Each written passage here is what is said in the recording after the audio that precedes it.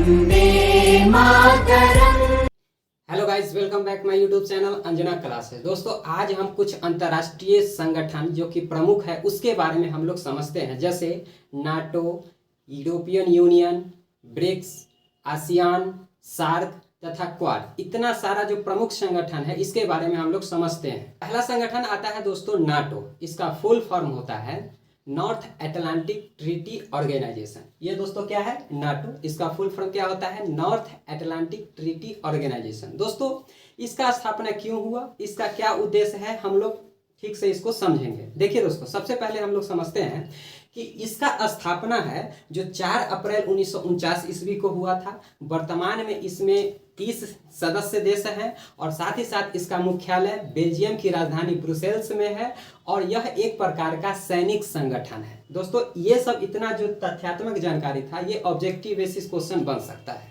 देखिए दोस्तों, इसमें सबसे इंपॉर्टेंट बात है कि क्वेश्चन ये भी पूछा हुआ है प्रीवियस ईयर में कि नाटो का कौन ऐसा देश है जो सबसे अंत में जुड़ा है, अर्थात 30वां देश बनने वाला, यानी 30वां सदस्य देश बनने वाला कौन देश है? तो उसका नाम है मैसेडोनिया, जो कि 2019 ईस्वी में इसका सदस्य बना था। इसका प्रमुख उद्देश्य, ऐसे उद्देश्य तो बहुत है, अगर हम प्रमुख उद्देश्य की बात करेंगे तो प्रमुख उद्देश्य में एक महत्वपूर्ण है कि अगर कोई भी देश इनके ऊपर हमला करता है तो सभी देश मिलके इसके जवाब में, जवाबी कार्रवाई में इसके ऊपर क्या कर देता है? हमला कर देता है। अब आप लोग इसका अर्थ नहीं समझे होंगे, अब हम समझाते हैं। मान के चलिए कि 30 सदस्य देश है जिसमें अमेरिका, कनाडा, तुर्की और यूरोप का तमाम सारे देश इसके सदस्य हैं। भारत, चाइना और रूस इसका सदस्य नहीं है। हम एग्जाम्पल के तौर पे ये बता रहे हैं कि अगर भविष्य में अगर रूस इसका सदस्य नहीं है, अगर रूस चाहेगा कि इसमें से किसी एक भी देश पर, अभी वर्तमान में एक घटना था रूस और यूक्रेन विवाद, अगर रूस और यूक्रेन विवाद में रूस तो नाटो का सदस्य नहीं है, जबकि यूक्रेन जो देश है उसका किसका सदस्य है? नाटो का सदस्य है। अगर रूस जो है यूक्रेन पे अगर हमला कर देता है तो सारा देश, तो सारा देश का है तो कौन? वैसा देश जो कि इस नाटो का मेंबर हो, यानी इस नाटो का सदस्य हो, सारा देश मिलके इस रसिया पे क्या कर देगा? आक्रमण कर देगा। तो यही इसका मूल उद्देश्य है। अब हम लोग समझते हैं कि ये इतिहास क्या है और इसका स्थापना कैसे हुआ था। अगर इसका शुरुआत करते हैं दोस्तों, तो जब सेकेंड वर्ल्ड वॉर यानी दूसरा विश्व युद्ध समाप्त हुआ था तो पूरा विश्व 2 विचारधाराओं में बट गया था। 2 विचारधारा बोले तो एक साम्यवादी विचारधारा और एक पूंजीवादी। जहां साम्यवादी का प्रवर्तक कौन था? रसिया। और पूंजीवादी का प्रवर्तक कौन था? तो अमेरिका। उसके बाद क्या हुआ? दोनों के बीच शीत युद्ध हुआ। शीत युद्ध में एक तरफ रसिया और एक तरफ अमेरिका। जो अमेरिका के साथ में था वो अमेरिका हो गया, जो रसिया के फेवर में था वो कैसी विचारधारा? साम्यवादी विचारधारा। अब हम लोग समझते हैं कि उसके बाद दूसरे विश्व युद्ध के बाद रसिया जो है वो अंतर्राष्ट्रीय नियमों का उल्लंघन कर रहा था। अंतर्राष्ट्रीय नियमों का उल्लंघन बोले तो जितना जो अंतर्राष्ट्रीय संधियां हुई थी उसका उल्लंघन का एक उदाहरण आप लोग ये समझिए। देखिए, सबसे पहले ये पूरा वर्ल्ड मैप आपको दिख रहा होगा। वर्ल्ड मैप में इधर एशिया यानी रूस जो है, रूस वाला भाग जो है, और यहाँ जो आपको दिख रहा होगा ये यूरोप।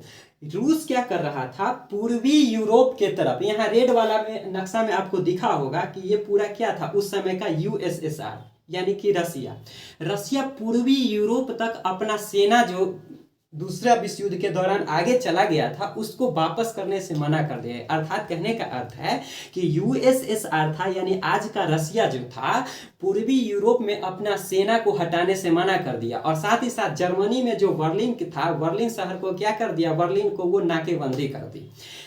कारण क्या था कि रूस चाहता था कि उसके विचारधारा से लोग सारा, यानी जितने भी यूरोपीय देश था, पूर्वी यूरोपीय देश था, वो क्या हो? प्रभावित हो।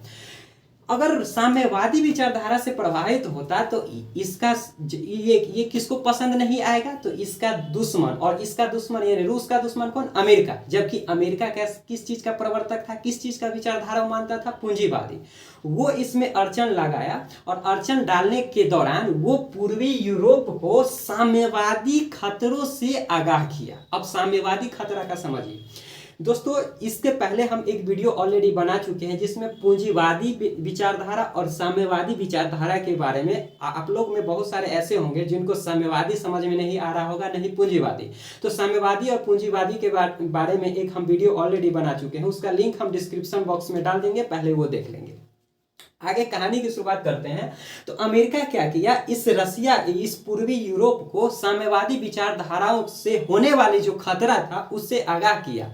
लोग पूर्वी यूरोप वाले जो है अमेरिका के फेवर में आ गए और एक ऐसे संगठन की स्थापना की नींव रखी अमेरिका, जो फलस्वरूप आगे जाके क्या बना, नाटो, वही नॉर्थ अटलांटिक ट्रीटी ऑर्गेनाइजेशन। अब सवाल आता है दोस्तों कि क्यों पूर्वी यूरोप वाला अमेरिका के प्रभाव में जाएगा, रसिया के प्रभाव में क्यों नहीं जाएगा? तो सबसे बड़ा इसका रीजन था, जब सेकेंड वर्ल्ड वॉर हुआ था तो उसमें अधिकांश क्षति जो था वो यूरोप वालों का हुआ था। अब यूरोप वाला का क्षति हुआ था तो आर्थिक यानी उसका इकोनॉमी फिर से पटरी पे आए पूर्वी यूरोप का, तो साम्यवादी विचारधारा से कहीं बेटर कौन था, पूंजीवादी। तो उसका एक ही आशा था अमेरिका, और अमेरिका कैसा था, पूंजीवादी। फलस्वरूप जो पूर्वी यूरोप वाले देश थे ऐसे संगठन के लिए राजी हो गए जो आगे चल के क्या बना, नाटो, और वही कहलाया नॉर्थ अटलांटिक ट्रीटी ऑर्गेनाइजेशन। दूसरे प्रमुख संगठन की बात करेंगे जिसका नाम है EU यानी यूरोपियन यूनियन। इसमें वर्तमान में 27 देश हैं।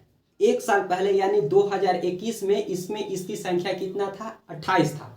और 28 में से एक देश, इसमें से इंग्लैंड यानी एक देश जो ब्रिटेन था, फिलहाल 2021 ईस्वी में क्या हो गया, अलग हो गया। अभी वर्तमान में इसमें देशों की संख्या कितना है, 27। इसका स्थापना 1993 ईस्वी में हुआ था। इसका भी मुख्यालय बेल्जियम की राजधानी ब्रुसेल्स में है। दोस्तों आप लोग कमेंट बॉक्स में एक आंसर दीजिएगा कि जो 28 देश था उसमें से ब्रिटेन अलग हुआ, ब्रिटेन अलग हुआ, देशों की संख्या 27 बचा, तो ब्रिटेन की इस यूरोपियन यूनियन से हटने की घटना को हम लोग किस नाम से जानते हैं, उसका जवाब जो है आप लोग कमेंट बॉक्स में दीजिएगा। दोस्तों इस 27 देश में 19 ऐसे देश हैं जिसका एक कॉमन मुद्रा है जिसका नाम है यूरो। और इसका मूल उद्देश्य क्या है कि जितने भी इसके मेंबर यूरोपियन यूनियन का, देखिए यहाँ पे आपको जो मैप दिखा होगा पूरे यूरोपियन यूनियन में, जिसमें आपको दिख रहा होगा यूनाइटेड किंगडम ब्रिटेन, ये पहले का था। अभी वर्तमान की ये मैप है यूरोपियन यूनियन का जिसमें से ब्रिटेन अलग हो गया था, ये दूसरा मैप है।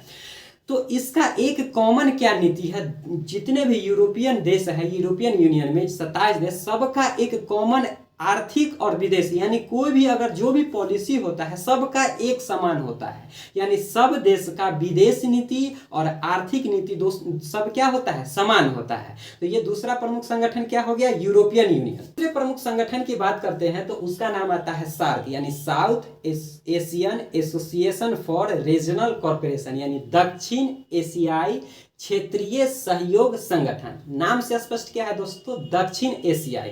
ये पूरा वर्ल्ड मैप है। वर्ल्ड मैप में इधर सबसे इधर आपको दिखा होगा उत्तरी अमेरिका, दक्षिणी अमेरिका, यूरोप, एशिया और अफ्रीका।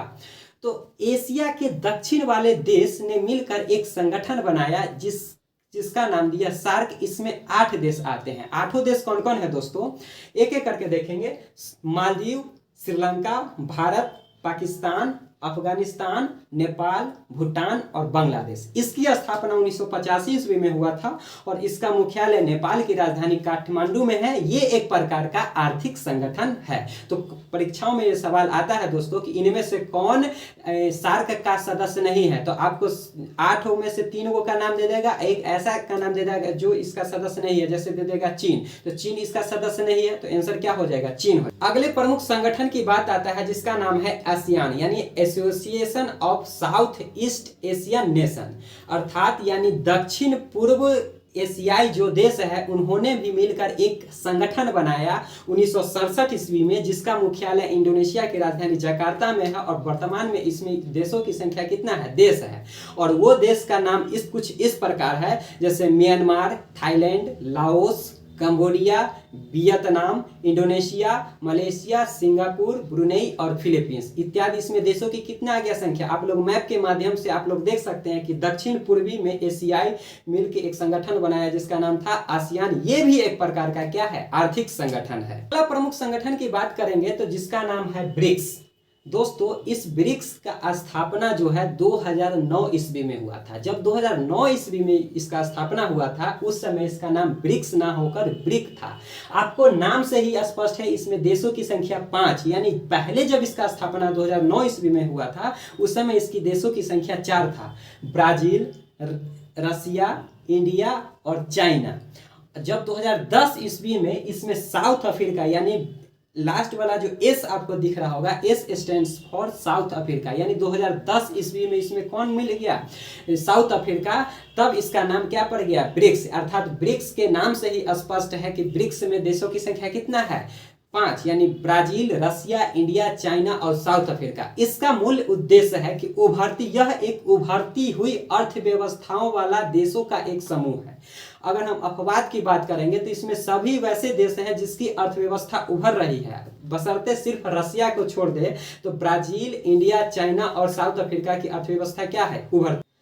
अंतिम अगर हम लोग संगठन की बात करेंगे तो ये एक प्रकार का जिसका नाम है क्वाड, यानी क्वाड्रिलेटरल सिक्योरिटी डायलॉग। इसका जो स्थापना 2007 ईस्वी में हुआ था दोस्तों, यह एक प्रकार का रणनीतिक मंच है। इसमें देशों की संख्या 4 है। इसका मुख्य उद्देश्य एक ही है, यह चाइना को काउंटर अटैक करता है। यानी चाइना को काउंटर अटैक करने के लिए 2007 ईस्वी में जापान के प्रमुख, ऑस्ट्रेलिया के प्रमुख, उसके बाद भारत के प्रमुख और इत्यादियों ने मिलकर एक संगठन की स्थापना किया जिसका नाम दिया क्वाड। इसमें देशों की संख्या कौन कौन आ जाता है, इंडिया, जापान, अमेरिका और ऑस्ट्रेलिया। ये इसका मुख्य उद्देश्य, मूल उद्देश्य एक ही है, किसी प्रकार करके चाइना को क्या करना, काउंटर अटैक करना। तो दोस्तों इस वीडियो के माध्यम से कुछ प्रमुख संगठन के बारे में जैसे NATO, European Union, BRICS, SAARC, ASEAN और क्वाड के बारे में हम लोग अच्छी तरह से डिस्कस कर लिए, जो कि एग्जाम में कहीं ना कहीं से 1 से 2 प्रश्न इसका मुख्यालय से पूछ देगा, इसका स्थापना कब हो गया इत्यादि के बारे में पूछे जाते हैं। और साथ ही साथ जो सार्क और एशियान वाले में देशों की संख्या है उसका देश का नाम से भी प्रश्न पूछे जाने की संभावना बनी रहती है। तो मिलते हैं दोस्तों अगले वीडियो में, तब तक के लिए जय हिंद, जय भारत।